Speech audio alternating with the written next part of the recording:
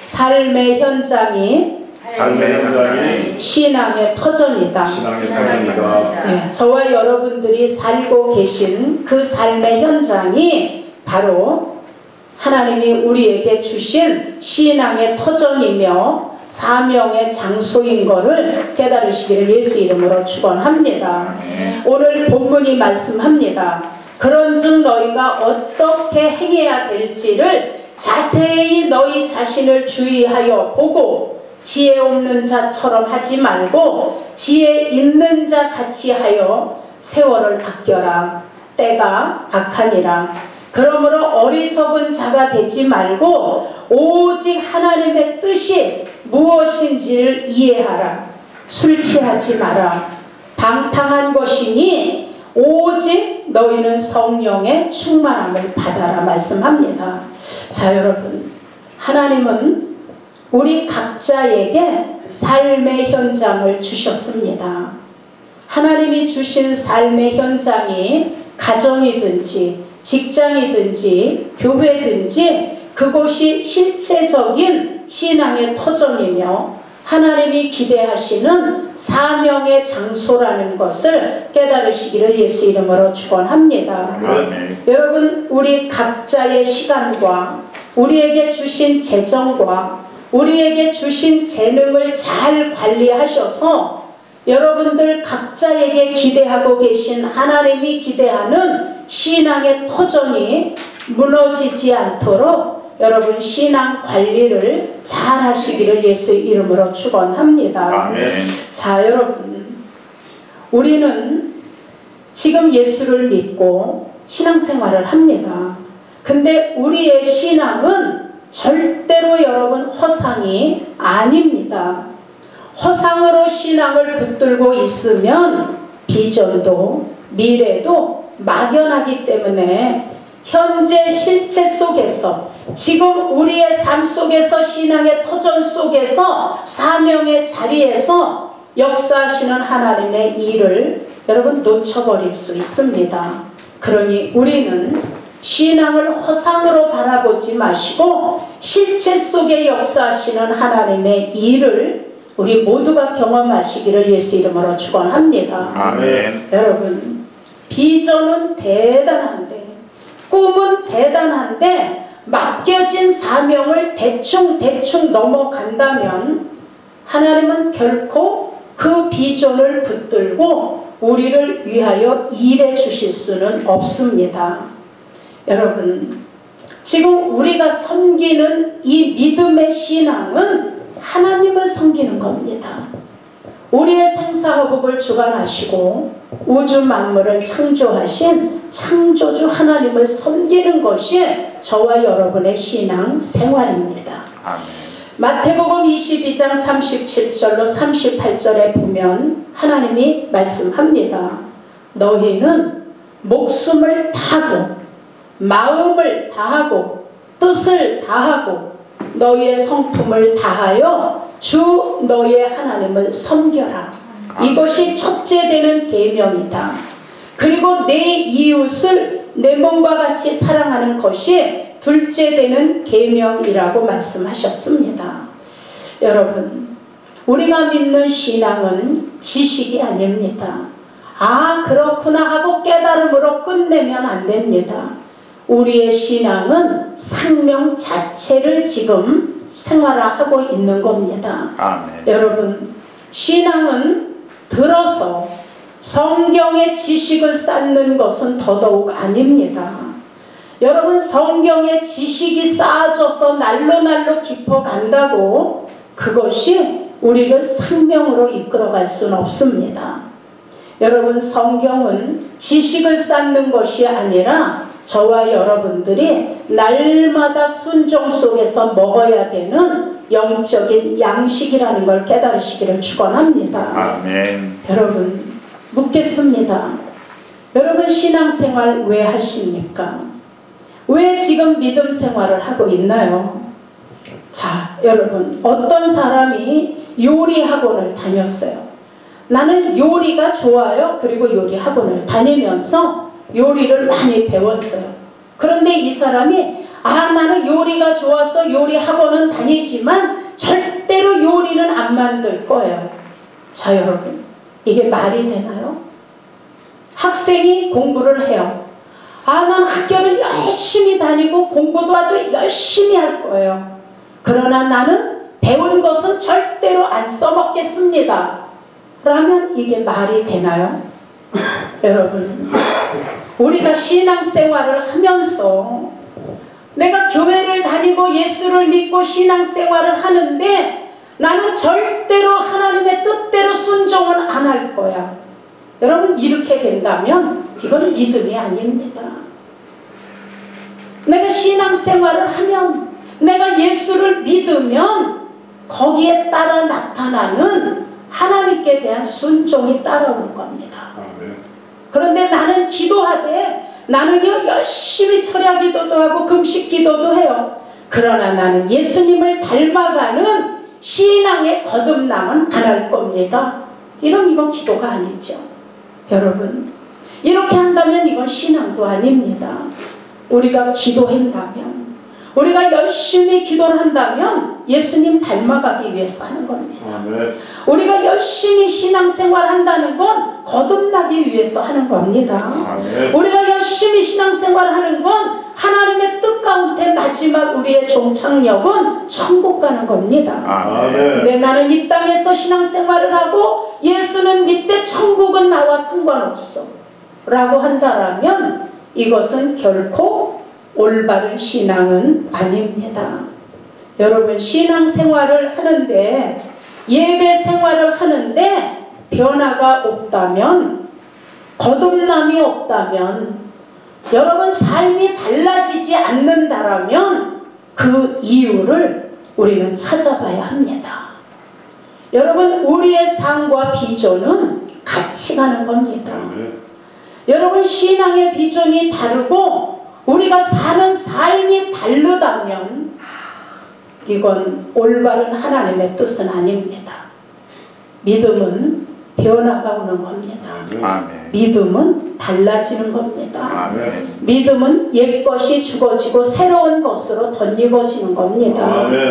변화가 없는 신앙생활은 자기의 의만 쌓이게 됩니다. 그래서 예수님이 말씀합니다. 너희가 물과 성령으로 거듭나지 아니하면 하나님 나라 들어갈 수 없다라고 하십니다. 여러분, 예배를 드리면 삶이 달라져야 합니다. 예수를 믿으면 우리의 삶이 변화되어야 합니다. 내가 예수님의 성전이면 나에게서 예수님의 향기가 나타나야 합니다. 내가 하나님의 성전이면 사람들이 나를 보고 예수를 읽을 수 있어야 합니다.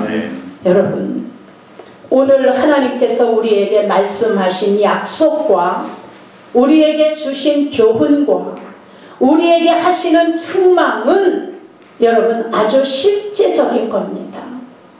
그런데 우리가 신앙생활을 하고 예수 믿은 지 10년이 되고 20년이 됐는데도 변화가 없고 미션과 삶이 다르다라면 우리는 신앙과 삶이 하나가 되지는 않습니다. 여러분, 오늘 본문이 얘기합니다. 때가 악하니라 말씀합니다. 여기서 악한 것은 육적인 것도 있지만 영적인 것이 더 강하다는 것을 깨달으셔야 합니다. 여러분, 영적으로 악한 게 뭘까? 예수를 믿고 신앙생활을 하는 우리가 하나님이 말씀하는 영적으로 악하다라는 말이 뭘까요? 여러분, 영적으로 악한 것은 예배의 본질을 따르지 않는 것이 악한 겁니다. 나는 예배 드렸어. 난 오늘 주일 예배 드렸는데 라고 말씀하면서 정작 하나님의 말씀에는 무관심하고 예배자의 모습은 있는데 예배자의 삶이 따르지 않는다면 이건 우리가 생각해보고 우리는 고쳐가야 될 문제입니다. 여러분, 본문은 그래서 어떻게 행할지를 자세히 주의하여 지혜 없는 자처럼 하지 마라. 너희는 지혜가 있는 자처럼 하여 세월을 아껴라. 지금 때가 악한 때다. 이 악한 때가 마지막 때다. 이 악한 때가 예수님 오실 때가 시작되는 때다라고 얘기합니다. 여러분, 제가 이런 글을 보았습니다. 우리의 인생이 단 한 번 주어진 70년, 80년의 인생을 세상의 값진 인생으로 만드는 방법이 뭘까? 너희가 70이여 강건하면 80인데 지금이 100세 세대라고 해서 100살을 넘겨 살아도 여러분, 삶은 내가 마음대로 움직일 수 있고 내가 마음대로 다닐 수 있고 내가 마음대로 내 손을 움직여 일할 수 있을 때가 나의 삶입니다. 여러분, 부축해야 걸을 수 있고 내 마음대로 아무데도 갈 수 없고 집 앞 나가는 것이 무섭고 눈앞이 흐릿하여 안 보이는 이 삶은 100살을 넘겨 살아도 그건 그냥 삶이 아니라 그냥 연장하는 겁니다. 여러분, 내가 움직일 수 있을 때, 내가 하고 싶은 거를 할 수 있을 때, 내가 하나님께 달려나와 예배하고 있을 때 내 의지대로 내 몸이 움직여질 때가 나에게 주어진 삶이고 그 이상 내 맘대로 움직일 수 없는 것은 그냥 세월을 연장하여 가는 겁니다. 여러분, 그 70과 80년을 값진 인생으로 만드는 방법은 우리 육신에 주어진 시간을 영혼의 때를 위하여 준비하는 기간이다라는 글을 봤습니다. 내가 지금 살고 있는 것, 내가 지금 육신으로 건강하게 살고 있는 것은 영혼의 때, 마지막 때를 준비하고 사는 것이 이게 바로 값진 인생이라는 글을 보았습니다. 자, 여러분, 어떤 성도는 1년밖에 신앙생활이 안 됐는데 다른 성도 평생 동안 신앙생활한 그 능력 속에 그만큼 신앙생활을 값지게 하는 사람이 있습니다.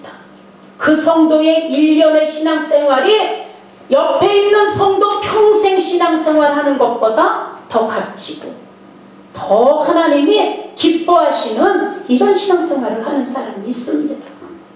자, 어떤 성도는 일생을 두고 신앙생활을 했는데 옆에 있는 어느 성도 1년 신앙생활 한 것만도 못하게 가치가 그렇다라면, 자, 이게 올바를까? 어떤 사람은 1년이 다른 사람 평생 신앙생활할 그 값어치를 다 하고 있는데 어떻게 평생을 신앙생활하면서 남이 1년 할 신앙생활의 값어치도 못하고 그대로 있다가 하나님께 갈까? 자, 여러분, 우리는 깨달으셔야 합니다. 지금 내가 하나님과의 관계를 올바로 하고 있나?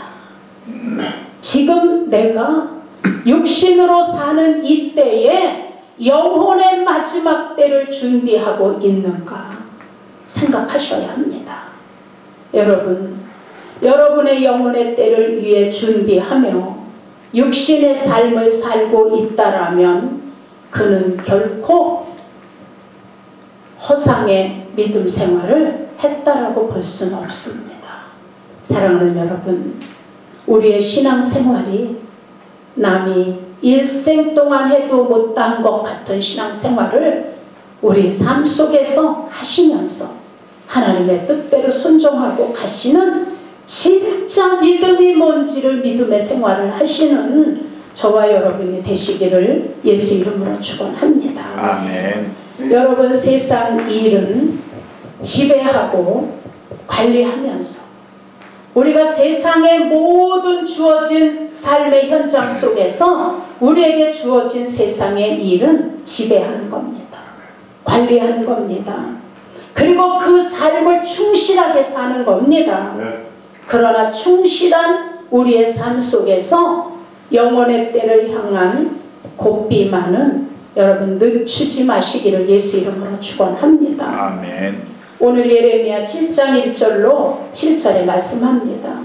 너희가 만일 너희 길과 너희 행위를 참으로 바르게 하여 하나님도 섬기고 이웃 사이의 공의를 행하면, 너희가 다른 우상신을 쫓지 않고 너희가 스스로 너희 자신을 해하지 않는다면 내가 이제 너희를 너희 조상이 거하는 이 땅에서 무궁하게 살게 하리라 약속하고 있습니다.